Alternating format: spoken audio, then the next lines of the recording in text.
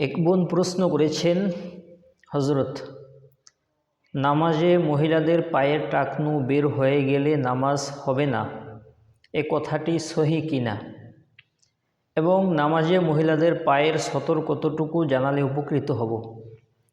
হ্যাঁ প্রিয় বোন,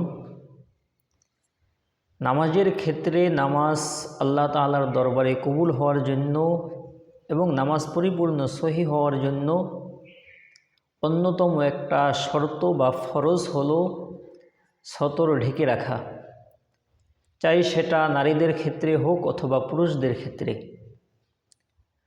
তাছাড়া রাসূল করিম সাল্লাল্লাহু আলাইহি ওয়াসাল্লামের হাদিস আবু দাউদ শরীফের 641 নম্বর হাদিসে এসেছেন, আন আয়েশা রাদিয়াল্লাহু তাআলা আনহা আনিন নবী সাল্লাল্লাহু আলাইহি ওয়াসাল্লাম আন্নাহু ক্বাল লা ইয়াকবালুল্লাহু সালাতা হাইদিন ইল্লা বিখিমারিন।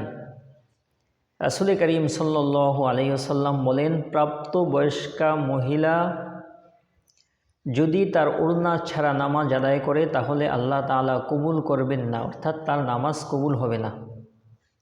এজন্য নামাজের ক্ষেত্রে সতর ঢেকে রাখা এটা ফরজ।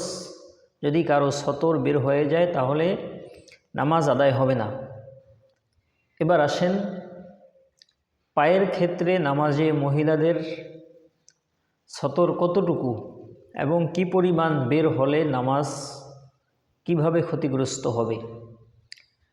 রদ্দুল মুখতার নামক ফিকহের কিতাবে এসেছেন, ওয়ালিল হুররতি জামিউ বাদানিহা খলাল ওয়াজহি ওয়াল কাফাইনি ওয়াল কদামাইনি। স্বাধীন মহিলাদের সতর হলো চেহারা এবং উভয় হাতের কবজি এবং পায়ের পাতা ব্যতীত সমস্ত শরীর। সুতরাং বোঝা গেল পায়ের পাতা ব্যতীত পায়ের টাকনু, গোড়ালি এবং নলা সব কিছুই মহিলাদের নামাজের সতরের অন্তর্ভুক্ত। সুতরাং পায়ের পাতা বের হলে নামাজে কোনো সমস্যা হবে না। তবে যদি কোনো নারীর পায়ের গোড়ালি অর্থাৎ টাকনুর নিচের অংশটা বের হয়ে যায় তাহলে তার নামাজ আদায় হবে মাকরুহের সাথে, এবং যদি পায়ে টাকনু বের হয়ে যায় তাহলে সেটা হারাম হবে, কেননা মহিলাদের টাকনু বের করা জায়েজ নেই। দ্বিতীয়ত, পায়ের নলা বের হওয়া একেবারেই না।